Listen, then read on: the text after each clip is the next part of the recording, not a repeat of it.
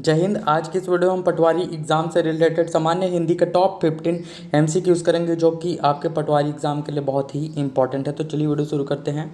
सबसे पहला प्रश्न देखिएगा, दही शब्द का लिंग है। दही शब्द जो है उसमें स्त्रीलिंग है, पुल्लिंग है, उभय या फिर उभयलिंग है। तो दही जो शब्द है वो एक पुल्लिंग शब्द है, ऑप्शन बी पुल्लिंग। अगला देखिएगा, अगला प्राण और अक्षत, इन दोनों शब्दों को किस वचन के अंतर्गत रखेंगे? प्राण और अक्षत, ये जो दोनों शब्द हैं इसे बहुवचन के अंतर्गत रखा जाता है, ऑप्शन बी बहुवचन है ये दोनों।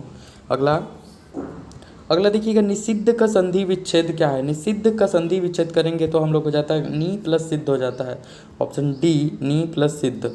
अगला है नेक्स्ट, रचना के आधार पर शब्दों को कितने भागों में बांटा गया है? तो रचना के आधार पर जो शब्द हैं उन्हें 3 भागों में बांटा गया है, ऑप्शन ए 3 भागों में। अगला है, अगला देखिएगा, हिंदी में युक्त प्रयुक्त, युक्त नहीं है प्रयुक्त है, हिंदी में प्रयुक्त होने वाले संस्कृत उपसर्ग की संख्या कितनी है? तो हिंदी में जो प्रयुक्त होने वाले संस्कृत के उपसर्ग हैं उनकी संख्या है 19।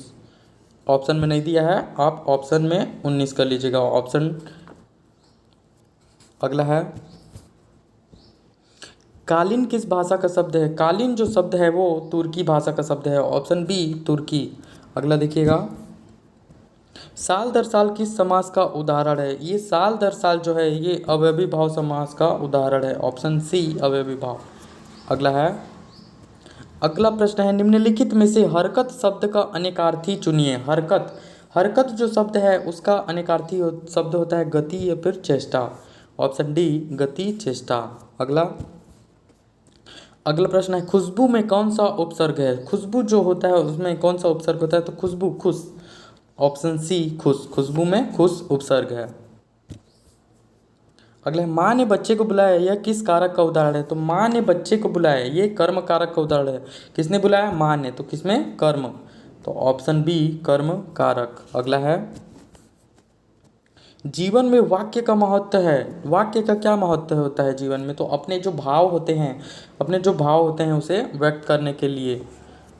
अगला है, जिसका निवारण नहीं किया जा सके उसके लिए एक शब्द क्या है? तो जिसका निवारण नहीं किया जा सके तो उसे क्या करेंगे? अनिवार्य कहेंगे, ऑप्शन बी अनिवार्य। अगला है, संख्यावाचक विशेषण कितने प्रकार के होते हैं? तो जो संख्यावाचक विशेषण होते हैं वो 2 प्रकार के होते हैं, ऑप्शन ए 2 प्रकार के।